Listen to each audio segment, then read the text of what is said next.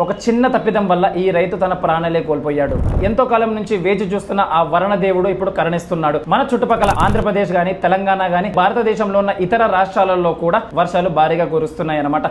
ఒక రైతుకి ఇది పండగ దినం లాంటిది. వాళ్ళు పంటని సాగు చేసుకునే విధానంలో, ముఖ్యంగా వరి పంటను సాగు చేసుకునే విధానంలో ట్రాక్టర్ ద్వారా ఏ రైతు అయితే వరి పొలానికి ఇలాగ సాగు చేసుకుంటుంటాడో ఆ రైతు ముఖ్యంగా పాటించాల్సిన విషయం ఇదనమాట. ట్రాక్టర్ కి పైకప్పుగా ఇనుముతో చేసిన ఒక కవచం లాంటిది ఉంటుంది.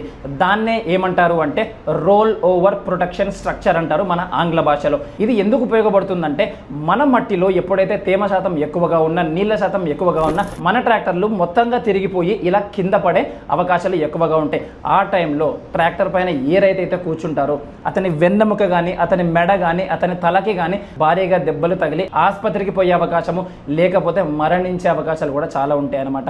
మీరు ఇందాక చూసిన ఈ వీడియోలో కూడా ఈ రైతు ఆ పైన ఏదైతే ఆ ఇనుప కవచం ఉంటుందో అది లేకుండా నడిపాడు కాబట్టి అతని మెడ దగ్గర ఉన్న అతని వెన్నెముక కానీ, అతని మెడ కానీ ఆ స్టీరింగ్ లో ఇరుక్కపోయి అతను తన ప్రాణాలు కోల్పోయాడు అనమాట. కనుక ఏ రైతైతే ఈ వీడియోని చూస్తున్నారో వాళ్ళు ఖచ్చితంగా వాళ్ళ యొక్క ట్రాక్టర్లకు ఇటువంటి ఇనుప కవచాలని తొడుక్కోండి.